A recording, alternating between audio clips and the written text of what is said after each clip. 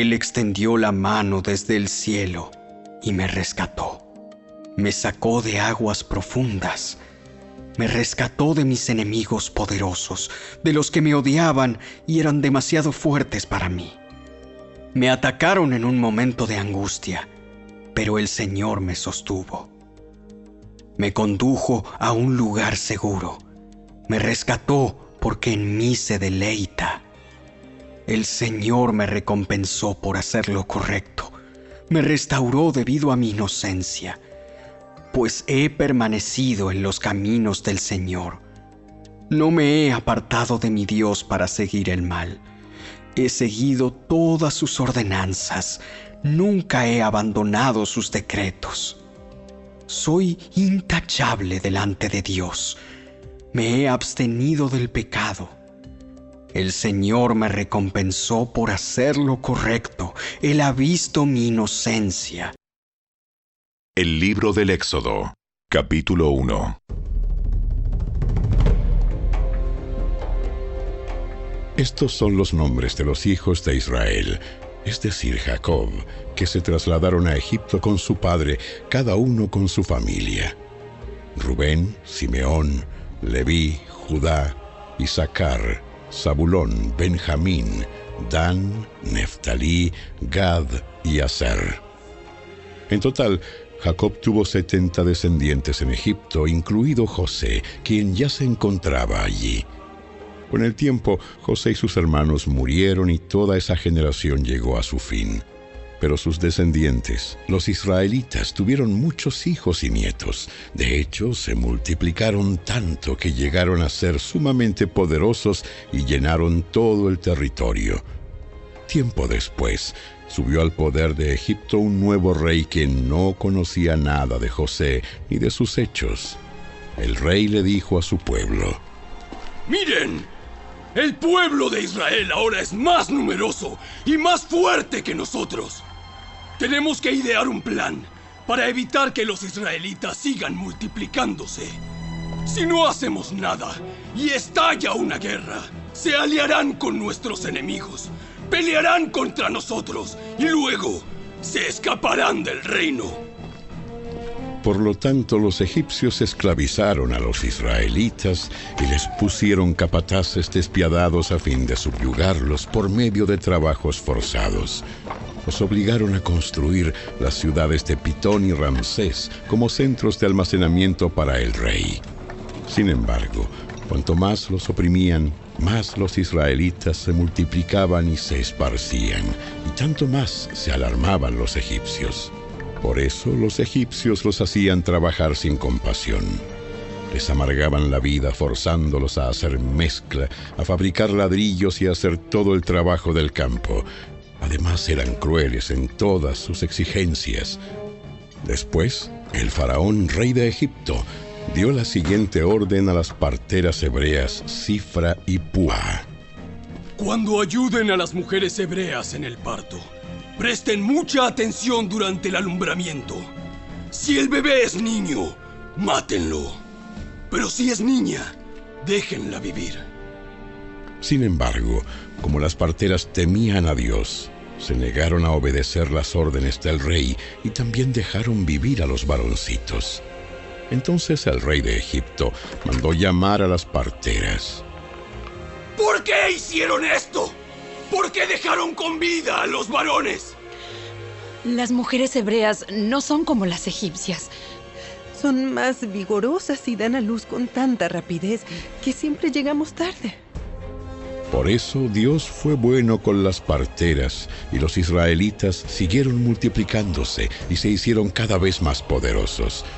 Además, como las parteras temían a Dios, Él les concedió su propia familia. Entonces el faraón dio la siguiente orden a todo su pueblo: Tiren al río Nilo a todo niño hebreo recién nacido. Pero a las niñas pueden dejarlas con vida.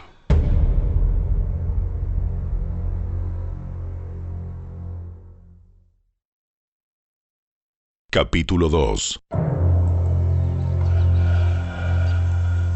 En esos días, un hombre y una mujer de la tribu de Leví se casaron. La mujer quedó embarazada y dio a luz un hijo. Al ver que era un niño excepcional, lo escondió durante 3 meses. Cuando ya no pudo ocultarlo más, tomó una canasta de juncos de papiro y la recubrió con brea y resina para hacerla resistente al agua. Después puso al niño en la canasta y la acomodó entre los juncos a la orilla del río Nilo. La hermana del bebé se mantuvo a cierta distancia para ver qué le pasaría al niño. Al poco tiempo, la hija del faraón bajó a bañarse en el río y sus sirvientas se paseaban por la orilla. Cuando la princesa vio la canasta entre los juncos, mandó a su criada que se la trajera. Al abrir la canasta, la princesa vio al bebé. El niño lloraba y ella sintió lástima por él. Oh, seguramente es un niño hebreo. Entonces la hermana del bebé se acercó a la princesa. ¿Quiere que vaya a buscar a una mujer hebrea para que le amamante al bebé? Sí, consigue a una. Entonces la muchacha fue y llamó a la madre del bebé. Toma a este niño y dale el pecho por mí. Te pagaré por tu ayuda. Así que la mujer se fue con el bebé a su casa y lo amamantó. Años más tarde, cuando el niño creció, ella se lo devolvió a la hija del faraón, quien lo adoptó como su propio hijo y lo llamó Moisés, pues explicó: Lo saqué del agua. Muchos años después, cuando ya era adulto, Moisés salió a visitar a los de su propio pueblo, a los hebreos, y vio con cuánta dureza los obligaban a trabajar. Durante su visita, vio que un egipcio golpeaba a uno de sus compatriotas hebreos. Entonces Moisés miró a todos lados para asegurarse de que nadie lo observaba, y mató al egipcio y escondió el cuerpo en la arena. Al día siguiente, cuando Moisés salió de nuevo a visitar a los de su pueblo, vio a 2 hebreos peleando. ¿Por qué le pegas a tu amigo? El hombre le contestó: ¡Ja! ¿Quién te nombró para ser nuestro príncipe y juez? ¿Vas a matarme como mataste ayer al egipcio? Entonces Moisés se asustó y pensó: Todos saben lo que hice. Efectivamente, el faraón se enteró de lo que había ocurrido y trató de matar a Moisés, pero él huyó del faraón y se fue a vivir a la tierra de Madián. Cuando Moisés llegó a Madián, se sentó junto a un pozo. El sacerdote de Madián tenía 7 hijas, quienes fueron al pozo como de costumbre para sacar agua y llenar los bebederos para los rebaños de su padre. Pero llegaron unos pastores y las echaron de allí. Entonces Moisés se levantó de un salto y las rescató de los pastores. Luego sacó agua para los rebaños de las muchachas. Cuando las jóvenes regresaron a la casa de Reuel, su padre, él les preguntó: ¿Por qué hoy han regresado tan pronto? Un Un egipcio nos rescató de los pastores. Después nos sacó agua y dio de beber a nuestros rebaños. ¿Y dónde está ese hombre? ¿Por qué lo dejaron allí? Invítenlo a comer con nosotros. Moisés aceptó la invitación y se estableció allí con Reuel. Con el tiempo, Reuel le entregó a su hija Séfora por esposa. Más tarde, ella dio a luz un hijo, y Moisés lo llamó Gersón, pues explicó: He sido un extranjero en tierra extraña. Con el paso de los años, el rey de Egipto murió, pero los israelitas seguían gimiendo bajo el peso de la esclavitud. Clamaron por ayuda, y su clamor subió hasta Dios, quien oyó sus gemidos y se acordó del pacto que había hecho con Abraham, Isaac y Jacob. Miró desde lo alto a los hijos de Israel y supo que ya había llegado el momento de actuar.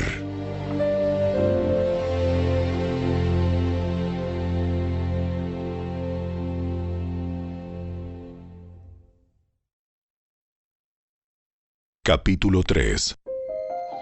Cierto día, Moisés se encontraba apacentando el rebaño de su suegro, Jetro, quien era sacerdote de Madián. llevó el rebaño al corazón del desierto y llegó al Sinaí, el monte de Dios. Allí el ángel del Señor se le apareció en un fuego ardiente, en medio de una zarza. Moisés se quedó mirando lleno de asombro, porque aunque la zarza estaba envuelta en llamas, no se consumía. Oh, esto es increíble. ¿Por qué esa zarza no se consume? Tengo que ir a verla de cerca. Cuando el Señor vio que Moisés se acercaba para observar mejor, Dios lo llamó desde el medio de la zarza. Moisés, Moisés. Aquí estoy. No te acerques más. Quítate las sandalias porque estás pisando tierra santa. Yo soy el Dios de tu padre, el Dios de Abraham, el Dios de Isaac y el Dios de Jacob. Cuando Moisés oyó esto, se cubrió el rostro porque tenía miedo de mirar a Dios. Luego el Señor le dijo: Ciertamente he visto la opresión que sufre mi pueblo en Egipto. He oído sus gritos de angustia a causa de la crueldad de sus capataces. Estoy al tanto de sus sufrimientos. Por eso he descendido para rescatarlos del poder de los egipcios, sacarlos de Egipto y llevarlos a una tierra fértil y espaciosa. Es una tierra donde fluyen la leche y la miel. La tierra donde actualmente habitan los cananeos, los hititas, los amorreos, los fereceos, los heveos y los jebuseos. Mira, el clamor de los israelitas me ha llegado y he visto con cuánta crueldad abusan de ellos los egipcios. Ahora ve, porque te envío al faraón. Tú vas a sacar de Egipto a mi pueblo, Israel. Pero Moisés protestó: ¿Quién soy yo para presentarme ante el faraón? ¿Quién soy yo para sacar de Egipto al pueblo de Israel?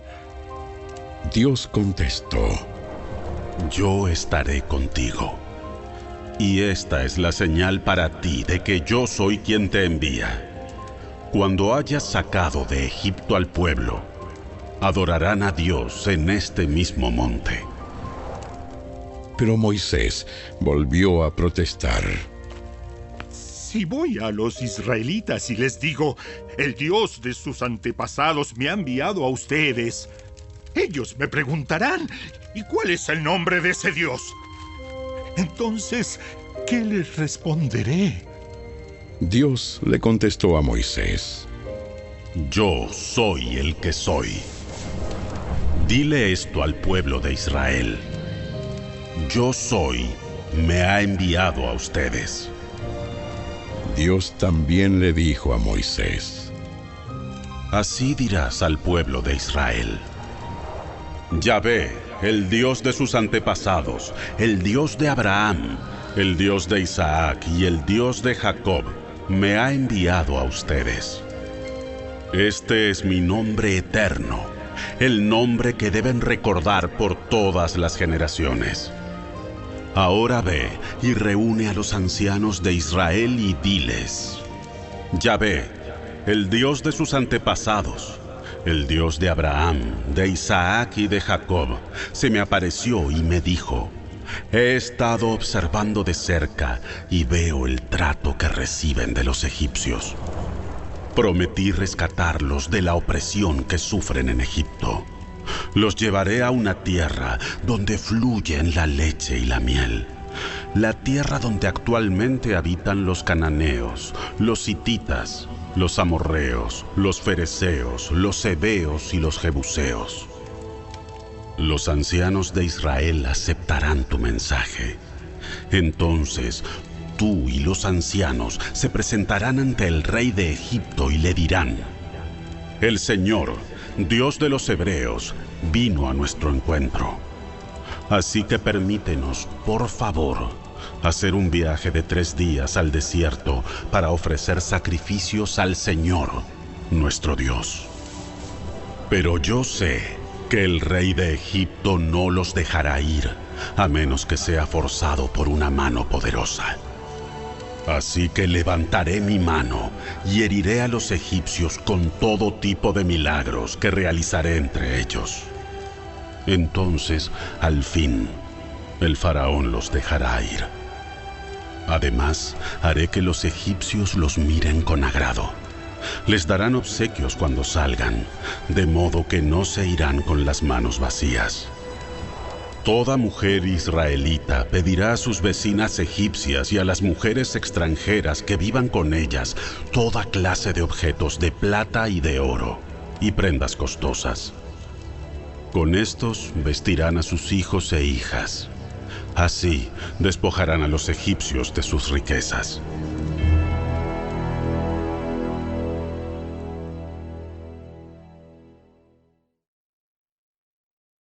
Capítulo 3. Jesús entró de nuevo en la sinagoga y vio a un hombre que tenía una mano deforme. Como era el día de descanso, los enemigos de Jesús lo vigilaban de cerca. Si sanaba la mano del hombre, tenían pensado acusarlo por trabajar en el día de descanso. Jesús le dijo al hombre con la mano deforme: «Ven y ponte de pie frente a todos». Luego se dirigió a sus acusadores y les preguntó: ¿Permite la ley hacer buenas acciones en el día de descanso? ¿O es un día para hacer el mal? ¿Es un día para salvar la vida o para destruirla? Pero ellos no quisieron contestarle. Jesús miró con enojo a los que lo rodeaban, profundamente entristecido por la dureza de su corazón. Entonces le dijo al hombre: «Extiende la mano». Así que el hombre la extendió, y la mano quedó restaurada. Los fariseos salieron enseguida y se reunieron con los partidarios de Herodes para tramar cómo matar a Jesús. Jesús fue al lago con sus discípulos, y una gran multitud lo siguió. La gente llegaba de toda Galilea, Judea, Jerusalén, Idumea, del oriente del río Jordán y de lugares tan al norte como Tiro y Sidón.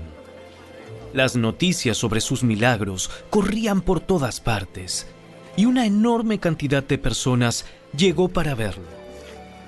Jesús encargó a sus discípulos que prepararan una barca para que la multitud no lo apretujara. Ese día sanó a tanta gente que todos los enfermos empujaban hacia adelante para poder tocarlo.